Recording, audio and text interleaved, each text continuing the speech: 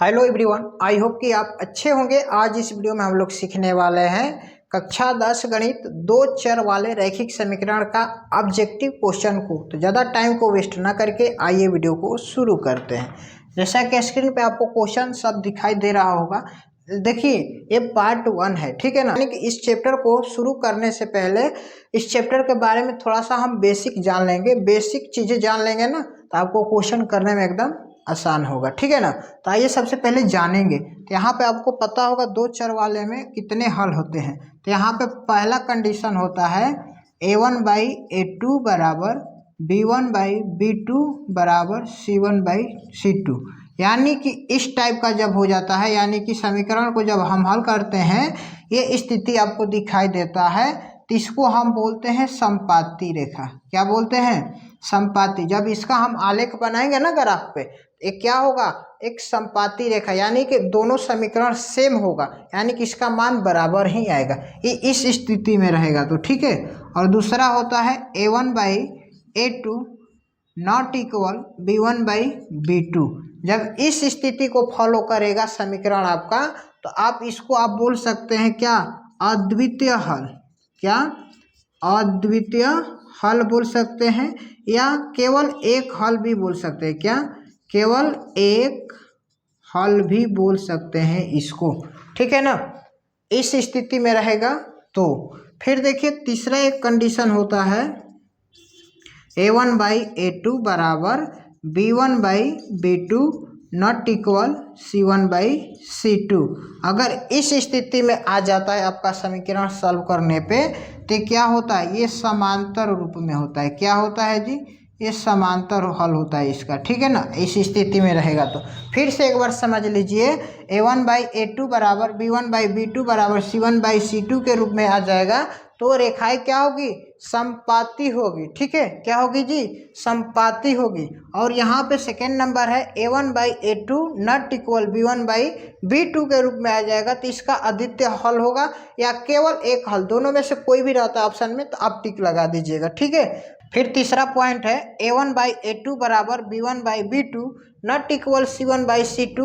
इस स्थिति में रहेगा आपका समीकरण, तो ये समांतर हल होगा। क्या होगा? समांतर हल होगा। आई होप कि ये आपको नियम समझ में आ गया होगा।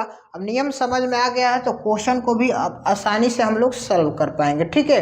तो देखिए फर्स्ट क्वेश्चन है, समीकरण निकाय 6x - 2y + 9 बराबर 0, 3x - y + 12 बराबर 0 का आलेख दो सरल रेखाएं हैं जो ए नंबर बोला समपाती होगा, बी समांतर होगा, सी प्रतिच्छेदी होगा, डी इनमें से कोई नहीं होगा। तो इसको हम कैसे पता करेंगे? तो देखिए इसको हम लोग सबसे पहले क्या करेंगे, चेक करेंगे समीकरण को, ठीक है। किस स्थिति में है ये a1/a2 देखते हैं।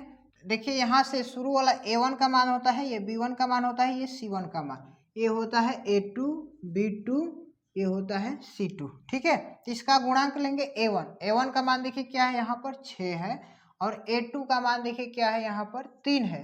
फिर b1/b2 देखेंगे, तो b1 का मान यहाँ पे क्या है, -2 है, और यहाँ पे b2 का मान देखिए क्या है, y का गुणांक कुछ नहीं है, तो समझिए क्या है, -1 है, ठीक है जी। फिर यहाँ पे c1/c2 भी देखेंगे हम, तो c1 का मान देखिए यहाँ पे +9 है, और यहाँ पे c2 का मान है 12। तो अब देखिए इसको काट कूट करेंगे, 3 से इसको काटेंगे 2 बार में, ये माइनस माइनस प्लस, ये भी क्या हो जाएगा 2, ये 3 तिया 9, 3 चौके 12। तो यानी कि हम देखते हैं यहाँ पर a1/a2 बराबर b1/b2 है। क्या है, ये दोनों इक्वल आ रहा है, यानी कि ये दोनों इक्वल किस में है, देख लीजिए यहाँ पर आपको देखिएगा, तो यहाँ पर है इसी 3 नंबर ये नियम आपको फॉलो कर रहा है।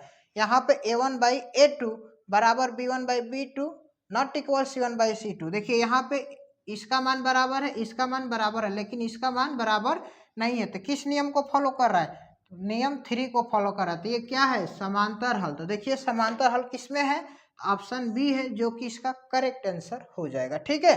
फिर देखिए समीकरण यहाँ पर दिया क्वेश्चन, रैखिक समीकरण में चर के घातों की संख्या होती है। रैखिक बहुपद की बात बोले या रैखिक समीकरण की बात बोले, जब भी कोई भी समीकरण हो या बहुपद हो, जब रैखिक में आ जाता है तो उसकी घातों की संख्या अधिकतम एक होती है। क्या होती है? एक होती है, जो कि ऑप्शन बी में इसका आंसर होगा। ठीक है, अब देखिए नेक्स्ट क्वेश्चन, के किस मान के लिए समीकरण x प्लस 2y बराबर 7 तथा 2x प्लस ky बराबर 14 समपाती होगा। ठीक है, ये भी VBI क्वेश्चन है, ध्यान से देखिएगा। यहाँ पे संपाति बोला है, यहाँ पे यही तो हिंट दे दिया है संपाति। अब इसी के मदद से हम लोग इसको सॉल्व करेंगे। ठीक है, तो देखिए संपाति यहाँ पे कौन सा नियम है देखेंगे तो फर्स्ट नियम है जो संपाति वाला है। ठीक है जी, तो अब उसी को हम लेकर काम करेंगे। देखिए यहाँ पे संपाति की बात बोला है, तो संपाति का नियम है A1/A2 बराबर B1/B2 बराबर C1/C2। तब इसका हम मान रखेंगे। देखिए ध्यान से, यहाँ पे के लिए बोल रहा है ना, तो के जगह पे हम कौन सा मान रखेंगे? तो यहाँ पे सबसे पहले देखिए, यहाँ पे x का मान क्या है, यहाँ पर 1 है, यानी कि A1 का मान 1 है, और यहाँ पे A2 का मान क्या है, यहाँ पर देखिए 2 है। तो सिंपली यहाँ पर हम 2 लिखेंगे बराबर, फिर देखिए बी, यहाँ पे B1 क्या है, y का गुणांक क्या है, 2 है। ठीक है, फिर यहाँ पर देखिए क्या है, यहाँ पे y का गुणांक B2 में क्या है, k है, तो यहाँ पर k लिखेंगे बराबर, फिर C1 का मान देखिए यहाँ पर 7 है, तो 7 रखिए, और C2 का मान क्या है, यहाँ पर 14 है, तो ध्यान से यहाँ पर 14 रख दीजिए। ठीक है, तो अब देखिए क्या करेंगे, अब ध्यान से किसी भी दो समीकरण को आप ले लीजिए। आप इसको ले लीजिए, क्योंकि के का मान हमें फाइंड करना है, तो के वाले को ही हम लिख लेते हैं। ठीक है, तब इसको हम यहाँ से लेंगे 2/k बराबर 7/14। अब देखिए यहाँ पे 7 से 14 को काटेंगे 2 बार में, अब क्रॉस मल्टीप्लाई करेंगे, तो यहाँ पे 2 में 2 से गुणा करेंगे तो क्या होगा, 4, यानी कि के मान क्या होगा, 4। अगर हम के जगह पे 4 रख देते हैं, यानी कि ऑप्शन नंबर सी में 4 है, जो इसका आंसर यही होगा 4। ठीक है, अगर हम के जगह पे 4 रख देते हैं तो दोनों समीकरण क्या होगा, संपाती होगा। क्या होगा जी, संपाती होगा। ठीक है ना, आई होप कि ये भी क्वेश्चन आप लोग को समझ में आ गया होगा। बाय द वे, नहीं भी समझ में आया तो वीडियो को 1 से 2 बार रोकर फिर से देखिए, हमें उम्मीद है आपको जरूर समझ में आ जाएगा। वीडियो अच्छा लगा हो तो लाइक कर दीजिए, चैनल पर आप पहली बार हैं तो चैनल को भी सब्सक्राइब करके बेल आइकन को ऑल पर प्रेस कर लीजिए, क्योंकि इसी तरह के और सारे नए नए वीडियो आपको टाइम टू टाइम मिलते रहेंगे। तब तक के लिए आपका बहुत बहुत धन्यवाद। जय हिंद।